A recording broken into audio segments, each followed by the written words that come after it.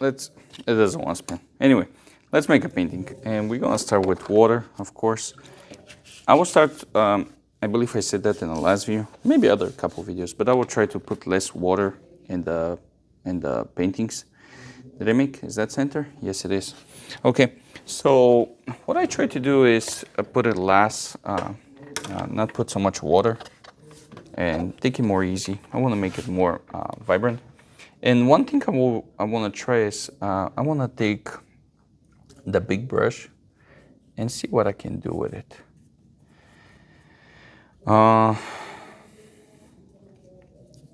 And lately I'm doing a lot of clouds, so not sure about that. We'll see about that. What we're gonna do is we're gonna put some brown. We're gonna take some gold green. Man, I love this color. Not as much as the sea blue black, but still I like that color very much. And lately I'm doing a lot of clouds. Now what are we gonna do here is we're gonna take it easy and make this cloud going up. There we go. A little bit more. And we're just gonna keep adding. We're gonna let it dry for a little bit. And we're gonna go on the foreground. And we're gonna add more brown. There we go. Okay. And now we're gonna take even more gold green. So pretty much what we're doing is saturated the foreground a little bit more. And I see a little bit like crazy. Actually, I watched one of my videos not long ago. I was like, a little bit. I was like, man, I gotta stop saying a little bit. But, you know, I'm thinking about the painting, so. All right, so let's do this. We're gonna grab a little bit of blue, a little bit of sea blue black. That's probably one of my favorite all-time favorite. And we're gonna start using less and less water. Now we're gonna make this clouds very dramatic here. Like it's like going from here. So what we want is saturate that. And it's gonna be like a rain going down. So for that case, we're gonna try to blend that a little bit. A little bit. Blend it. There we go. And continue. We want to have this in a very high contrast because this is going to be the center of our painting, and that's going to be the main thing that we're going to see. Now this one I like it. I don't want to destroy it, but what I'm going to do is pushing down a little bit. A little bit. And now left and right. Okay. Take the palette knife. And the foreground is going to be very texture. That means the brown part. Now our foreground here is a little bit, man, I do say a lot. It's a little bit on the front. So we're going to play with that. I try to make some kind of texture here. Nothing too specific. Now, we won't have a gold green, and we're gonna need a little bit of green. Man, that's gonna be a hard habit to get rid. And we're gonna start tapping with the fresh, not non-mixed green. And what we're gonna do is we're gonna create this kind of spotlight here. There we go. Now, when it's come down to the foreground, we want to have we want to be very specific where the foreground ends. And the reason for that is I will make a transition after that right in the middle. There we go. Now I'm gonna clean my brush and we're gonna start kind of blending, help blend, how about that? Now we're gonna grab our flat brush and remove some of the paint. And this is going to be our, excuse me, this is going to be our transition from the foreground to the midground to the background, which one is the clouds, of course.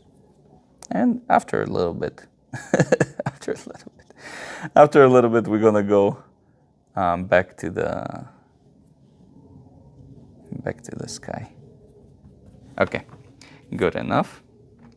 Now we're gonna take our tint brush and we're gonna start creating, I was about to say a little bit, start to create the high contrast between the path we just create and the foreground, the left side of the foreground, because the right side of the foreground is gonna be the gold green.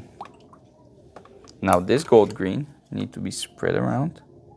So what I'm gonna do is I'm gonna add texture, push it up, add more texture, grab almost dry brush, take some brown with black. There we go, enough. Okay, excuse me. Now, clouds. Well, clouds, we have a couple options. Now, the first thing I'm going to do with the clouds is I'm going to take some of the yellow, but very watery. I'm going to tap and take it again, and tap and take it again. And we're going to add here and there, not too much.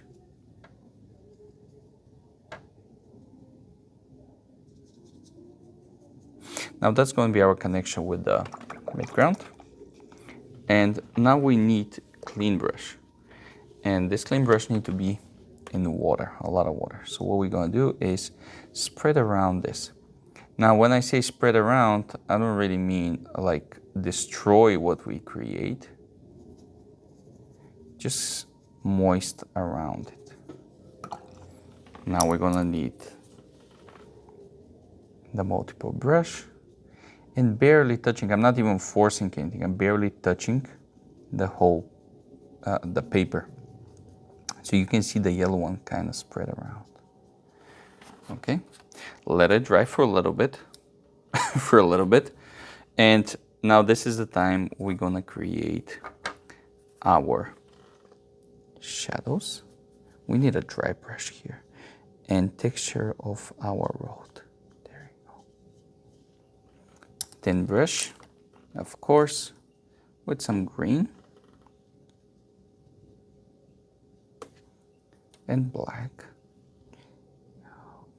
Okay, and some individual grass.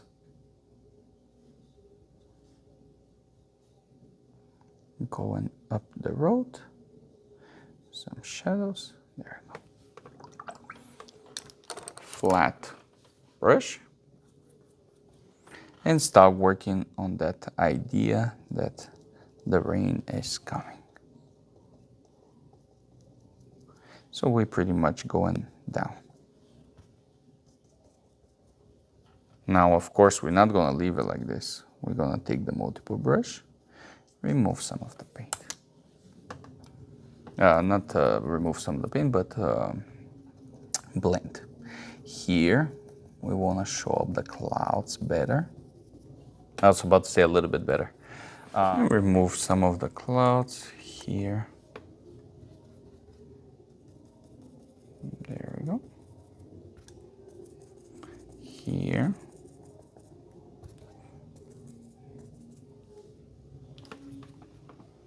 And for the final touch, I feel like, I don't know why, but I feel like here a fence should be good. It doesn't do much, but I think it's gonna break that light that is coming from above. So I think is a good for the composition. There we go. There we go. Watercolor, abstract, landscape.